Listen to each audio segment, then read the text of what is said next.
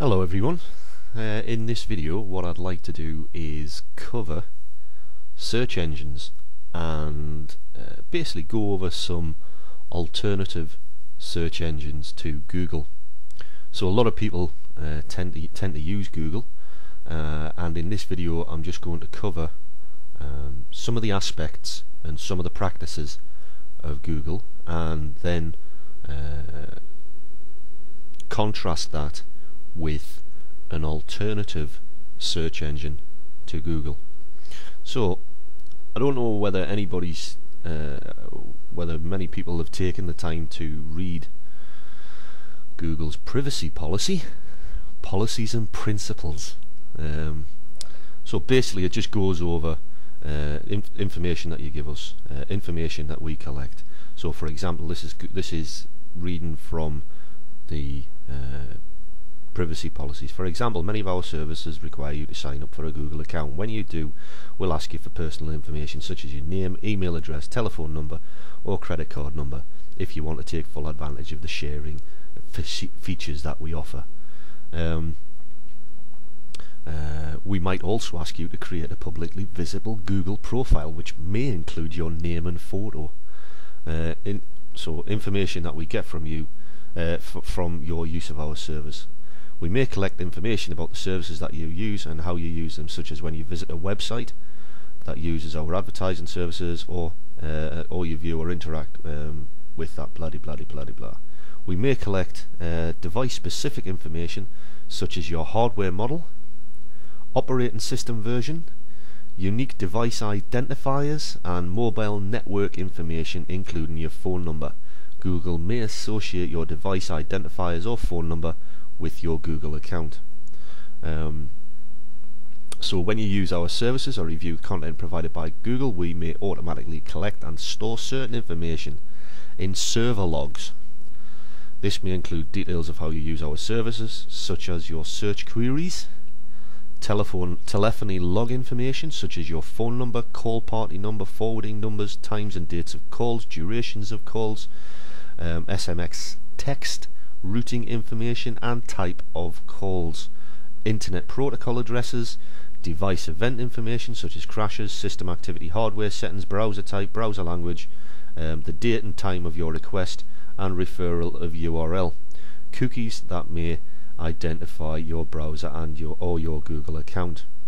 When you use a location enabled Google device, we may collect and process information about your actual location. So they're talking about they have the ability to track your location through GPS signals sent by a mobile device. We may also use various technologies to determine locations, such as sensor data from your device that may, for example, provide information on a nearby Wi-Fi access point and mobile towers. I mean, if you just go through we may collect storage information, including personal information, locality of your device, using mechanisms such as browser web storage, including HTML5 and the application of data crashes. I mean, if you go through all this stuff and read what they're actually collecting on you every time you use any of their services, I mean, it's basically clear it's just a big surveillance database, basically. So I mean, what we can whenever. So what I'm gonna do here is I'm just gonna go here, and what's happening now is we are connected to Google. So our internet protocol address, our IP address, has been received by Google for the Google page to come up. So there's a session now with Google. So anything we type in here, BBC, is stored by Google and placed with alongside our internet protocol address, which basically is the digital form of our home address and postcode and location, country location, and everything. So Google stores all of this data.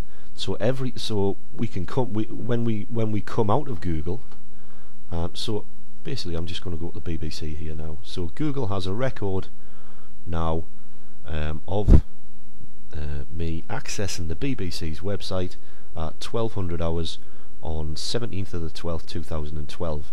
Now Google keeps that information for well, years,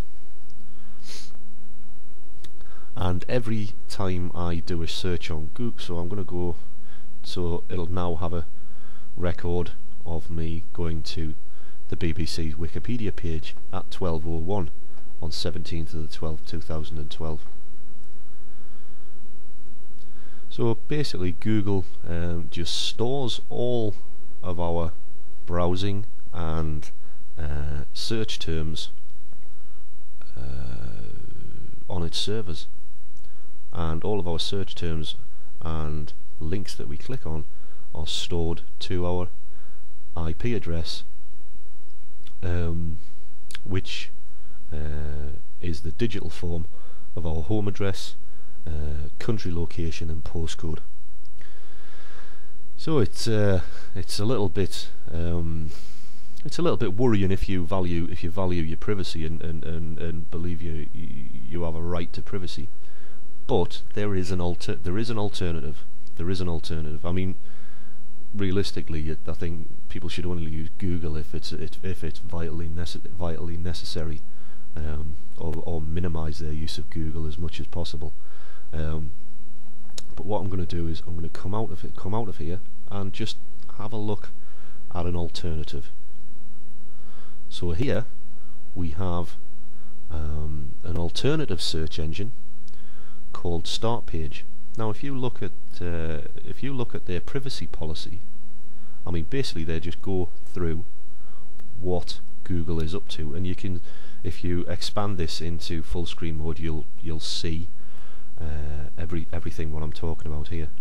So Startpage's position is, the company who's done this, is you have a right to privacy. Your search data should never fall into the wrong hands. The only real solution is quickly deleting your data and not storing them to begin with. Since January 2009, Startpage, this search engine, does not record users' IP addresses. We are the first and only search engine to do so. Our initiative is receiving an overwhelmingly positive response. Startpage will wholeheartedly continue in its mission to offer you great search results in the best possible privacy. So you can access Startpage from startpage.com, and there's various others. There's another one called DuckDuckGo, which has just come out. So what we do here, so basically we've just opened up the connection with Startpage through coming into through opening up our browser. But the thing with this is, whereas with Google would have your IP address, and any searches terms done, it would be recorded against that IP address. With Startpage, it doesn't store your IP address. So I'm just going to go BBC News,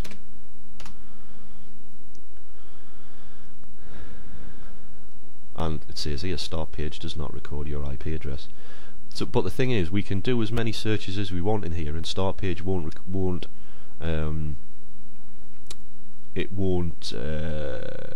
monitor our search terms or anything like that. But the thing is, if we go out of Startpage,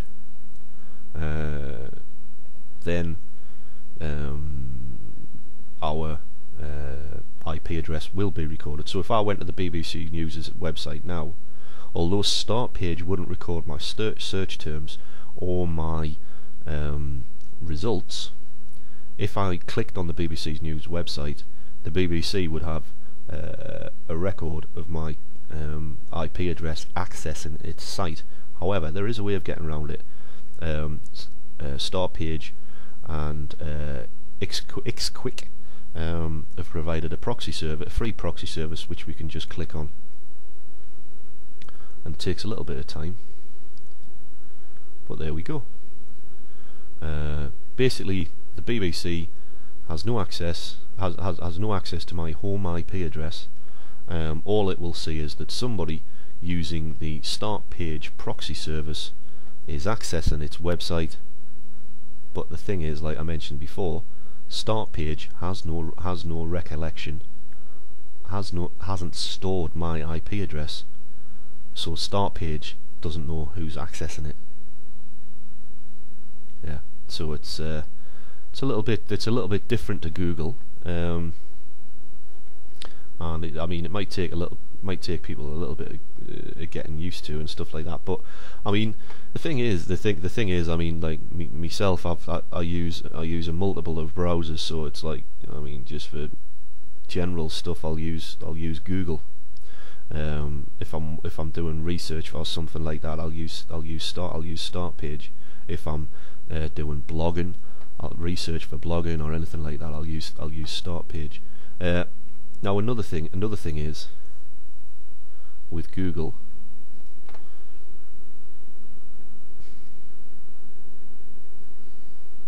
every time you're signed in, to Google, everything is still being although Google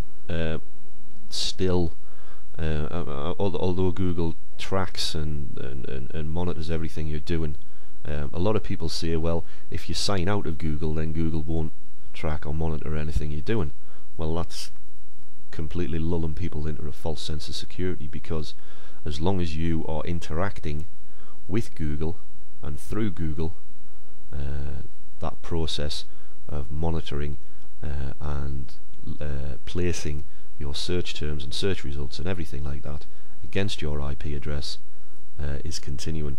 So whether you're signed into Google or not, if you're using Google as a search engine, all your search terms are being monitored. Every link you click on through Google is being monitored and stored. Now, I mean, this is the thing. I mean, it's like, even if you're not doing anything wrong, if you value your privacy, it should be something that concerns you, the way this company's acting. And I mean, especially because Google is now readily handing over or opening the vaults to its massive database to states all over the world. So the British government have accessed the data which Google stores on users countless times in the past few years, and likewise the American government as well.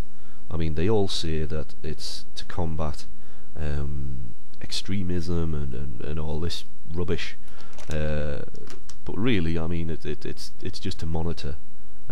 It's to monitor the UK public. It's to monitor the American public.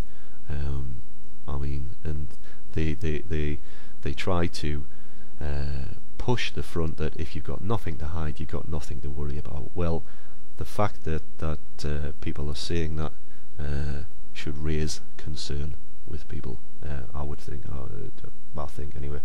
But yeah. So what we can do to break free from Google's prying IP and data mining and stuff like that is basically use a different search engine. Although this is enhanced by Google, it's done in a completely different way, which protects your privacy far greater than Google ever would. Because the thing is, Google makes its billions by selling your information onto onto corporations and stuff like that. So that's how it makes its billions. Anyway, take care. Bye.